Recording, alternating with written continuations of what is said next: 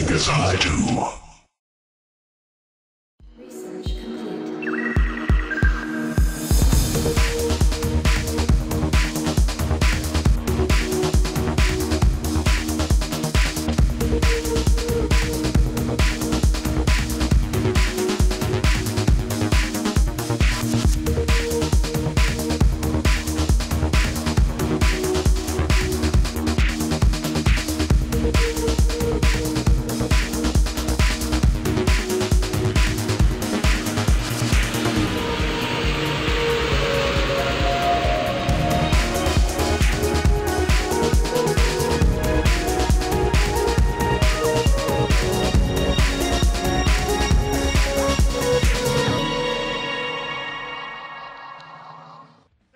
After that unnaturally good game in Group A, we're going to move on to another Terran versus Protoss here. Hwasin versus Stork.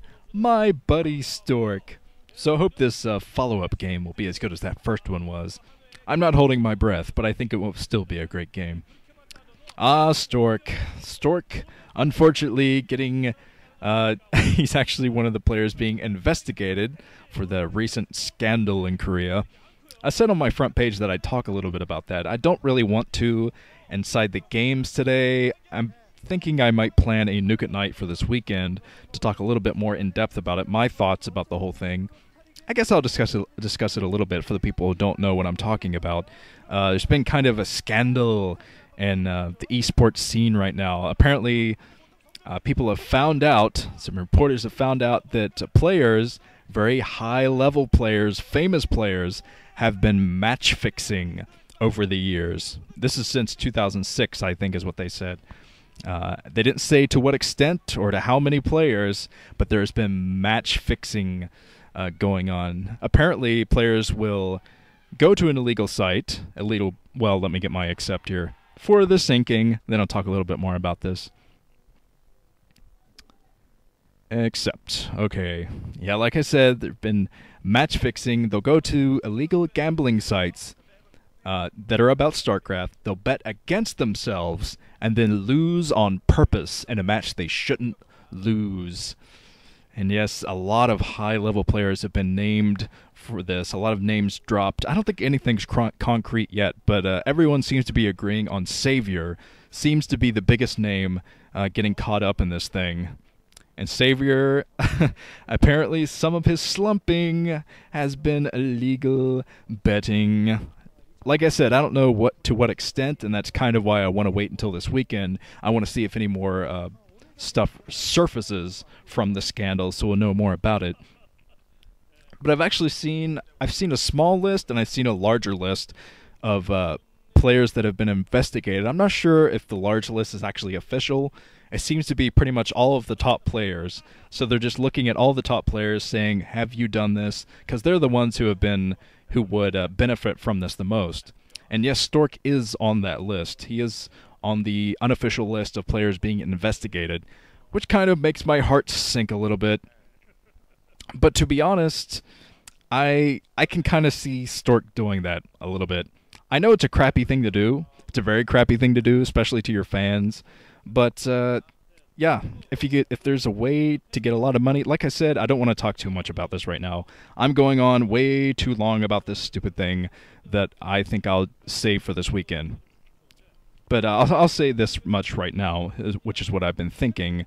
There's a subculture to every thing like this. To the military, the military is the biggest analogy I can draw there. There's a subculture in the military that a lot of people don't understand unless you're in the military. I think the same thing is true for a lot of sports as well, including Pro StarCraft. So I don't know who has pressured who. I don't know if coaches have been involved. So I'm not going to just step back and see that unofficial list, Stork's on it. I'm like, what? Stork is being investigated? I am no longer a fan. I just can't do that. I like Stork too much. And he's just being investigated. There's no feeling of guilt there at all. There's no immediate guilt at all being confirmed or denied there. So I don't know. Like I said, I want to wait until I get more information on this thing. But that's a little overview for you people who might not have heard about it. Some of the casual watchers might not know about that scandal.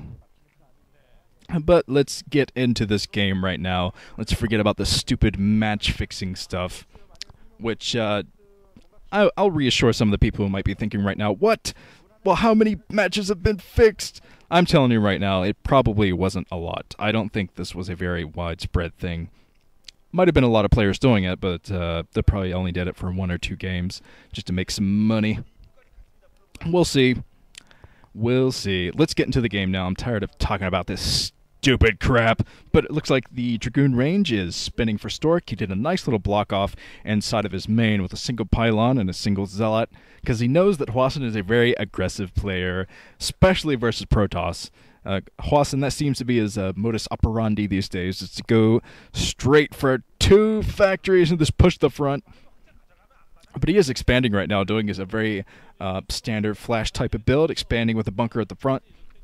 But as soon as Dragoon range comes up, that bunker is going to be useless, so Hwasin is going to have to rely on his first tank to get the job done. Let's see if, because Stork is equally aggressive, if not more aggressive than Hwasin, especially with his Dragoons. Stork's Dragoon play is just so aggressive sometimes, it's unbelievable.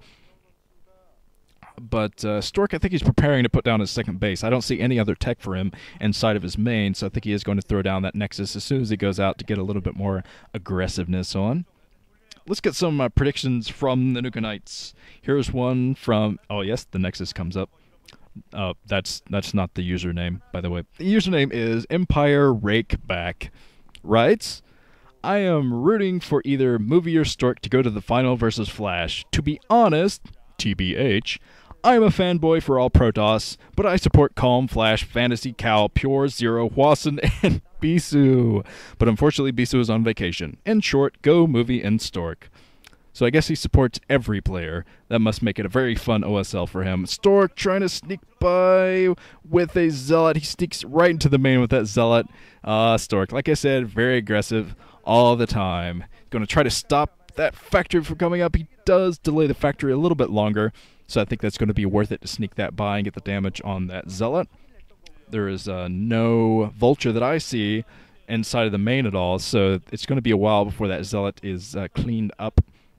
Hwasin's going to have to probably rely on his SCVs to clean that up, to take that down. He has a single Marine in, which is very low on health, so Stork might actually be able to take down that Marine with his... Bro, he takes out the Marine, so that's not good for Hwasin. He is going to have to get us around, and now Stork being super aggressive right now, he takes out the SCVs that were repairing that bunker, so look at this aggressive play from Stork.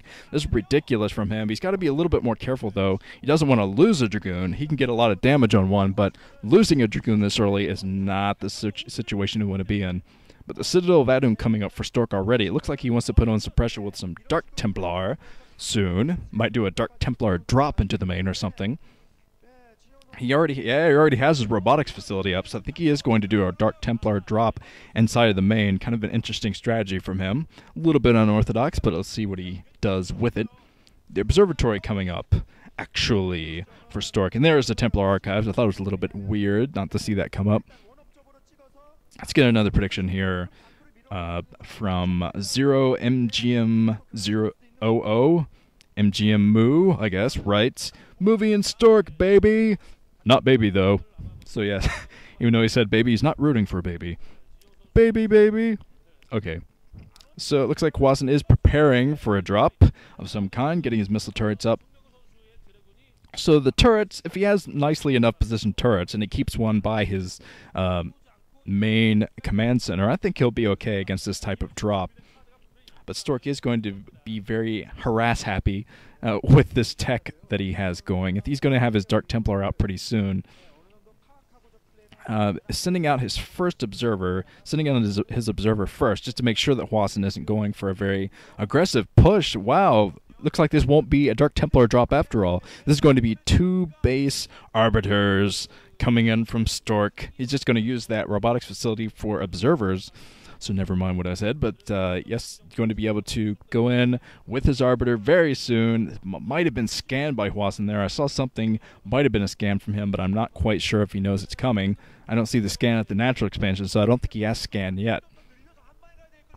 So this could end up working very, very well for Stork, as long as he keeps it secret. Keep it secret. Keep it safe. Nerdy Lord of the Rings references should be in every commentary. Actually, I just recently watched all of the Harry Potter films in order, so from this point on, I just might make Harry Potter analogies. That's the only analogy I'm going to make is Harry Potter analogies from this point on. I was banning people from the IRC last night, and I just used Harry Potter things. Septum Sempra! There is a Dark Templar in there. Might be able to take out a single tank. No scan in for Hwasin at all. He does not have scan. So, wow, the tanks forced to move off the front. This was Stork's plan the whole time, to be able to push the front, hoping that there wouldn't be a missile turret there.